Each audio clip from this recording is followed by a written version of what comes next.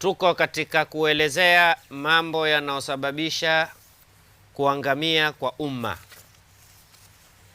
mambo ambayo kwamba umma wakiyafanya husababisha maangamivu, kupotea, kuharibikiwa.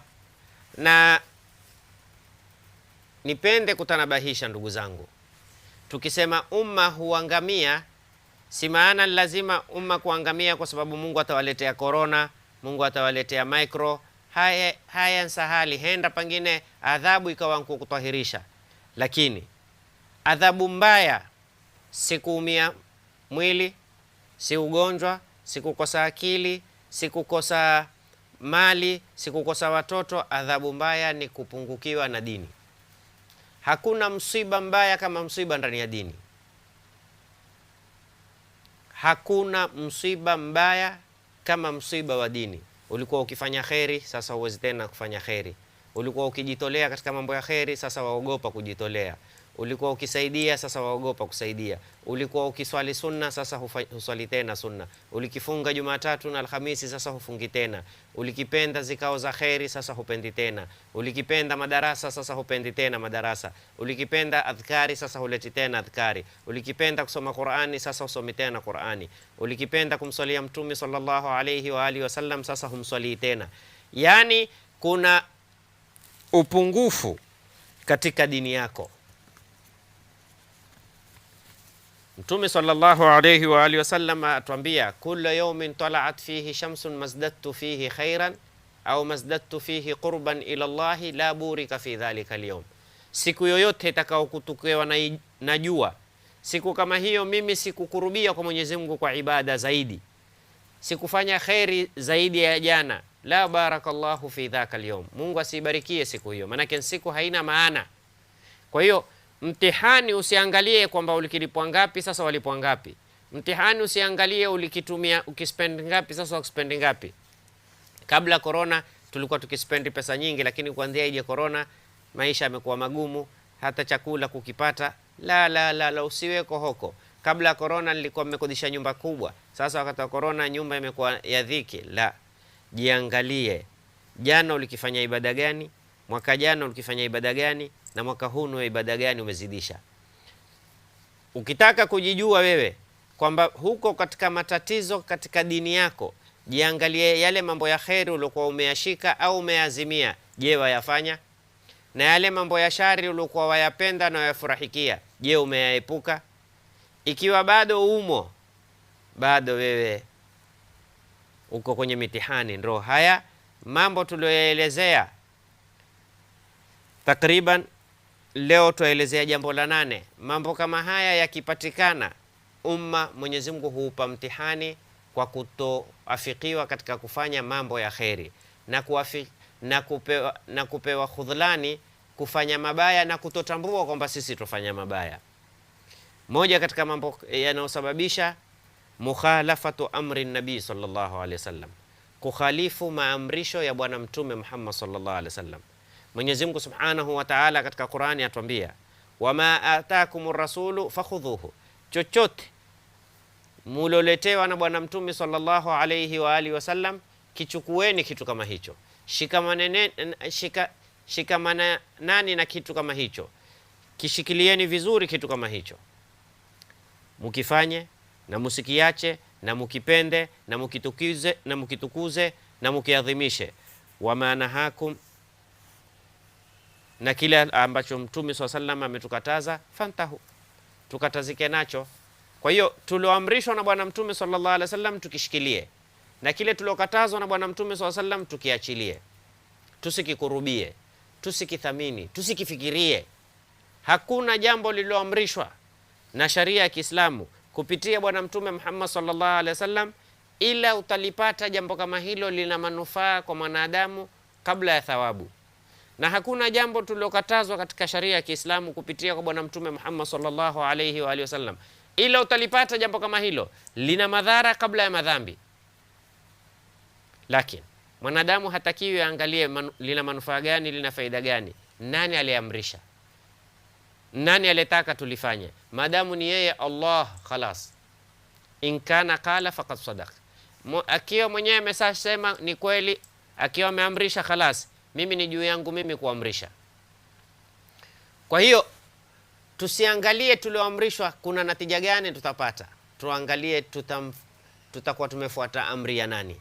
Tusiangalie tuliokatazwa kuna hasara gani ndani yake, tuangalie tutakuwa tumeenda kinyume na nani aliyotukataza.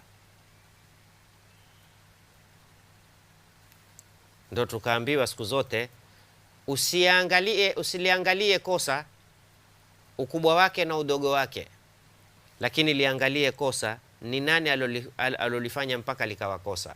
La tandhur almasiya min haythu kauniha masiya wanzur fi haqqi man ta'si. Usiangalie maasiya kwamba ni maasiya, lakini angalia maasiya yale wamfanyia nani, wamkosea nani. Siku zote ukijua unayemkosea, basi huliangalii ukubwa wa kosa na udogo wa kosa. Lakini wakati pale unapoangalia mtu mwingine, utaona kwambia ustadh, kitu fulani ni madhambi makubwa au ni madogo. Mwambie unayemfanyia ni mkubwa au ni mdogo. Hiyo dhambi unamfanyia ni mkubwa au ni mdogo. Ikiwa ule umfanyiao ni mdogo, dhambi ndogo. Ikiwa unimfanyiao mkubwa, hakuna dhambi ndogo kwake. Na mimi hupenda sana kupigia mfano kama hunu. Unasema saa nyingine waweza ndugu yako au rafiki yako pengine mdogo wako akakwambia, bwana shekhe, mwendo wendrao si mwema, matendo yafanyao si mazuri, kwenda usiniingilie mimi. Ukamwambia kwenda usiniingilie mimi, utakwambia kufanya vizuri. Ala la kali ungemwambia ahsanta, lakini wewe umemtukana haswa.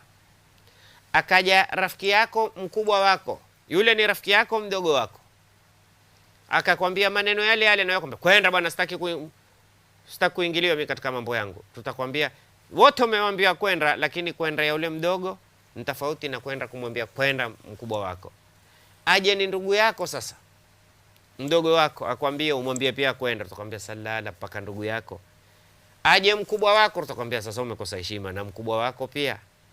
Aje mwalimu wako, tutakwambia salala umezidi. Aje mzazi wako, mwambie pia na wewe pia kwenda. Neno ni lile lile, lakini limetofautiana kwa kutofautiana wale uliowaambia kwa sababu ya ukuruba kwako wewe na ukubwa na udogo. Sasa je, dhambi tumkosea nani? Dhambi aloifanya iwe dhambi ni nani? Tusiangalie hii dhambi ni dhambi gani, tuangalie hii dhambi tuamfanyia nani. Hapo ndipo kwenye nyoyo zetu ile dhambi itakuwa kubwa sana. Usiangalie mimi nakosana na nani, angalia mimi nikikosana na yeye nimemkosea nani. Usiangalie mimi nimetetana na nani, natetana nani. Angalia ukiteta na yeye utakuwa umemkosea nani aliyokataza wewe kuteta na yeye. Usiangalie na mdhulumu nani, angalia ukimdhulumu yeye nani aliyokataza usimdhulumu yeye. Na kisia mambo kama hayo. Kwa hiyo Mwenyezi Mungu Subhanahu wa Ta'ala ametutaka sisi tumtii Mtume Muhammad sallallahu alayhi wa alihi wasallam katika kila aloamrisha kwa kulifanya, na tumtii Mtume Muhammad sallallahu alayhi wa alihi wasallam katika kila alolikataza kwa kuliata, kwa kuliepuka, kwa kulikimbia, kwa kutolifanya. Sasa yoyote anayokwenda kinyume, akafanya yalokatazwa, akaacha yaloamrishwa, hii husababisha kuleta maangamivu.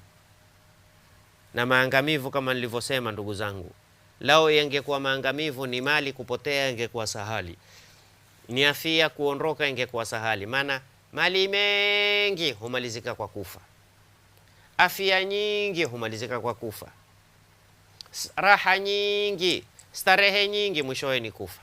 Yule maskini wa mwisho, umaskini wake humalizika kwa kufa. Yule mgonjwa sana, kila aina magonjwa uko na yeye, magonjwa yake humalizika kwa kufa. Yule mwenye dhiki sana, dhiki zake humalizika kwa kufa.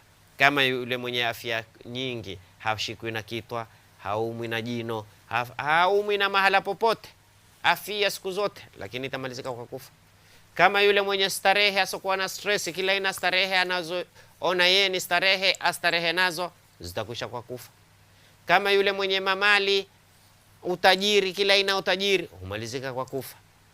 Lakini madha ba'da al-maut, baada ya kufa, hapo ndo hudhihiri imma starehe ya uhakika au mateso ya uhakika. Ni wengi huteseka duniani, lakini watastarehe akhira. Na ni wengi hustarehe duniani lakini watateseka akhira. Mwenyezi Mungu atujalie asitupe dhiki duniani na asitupe dhiki kesho akhira.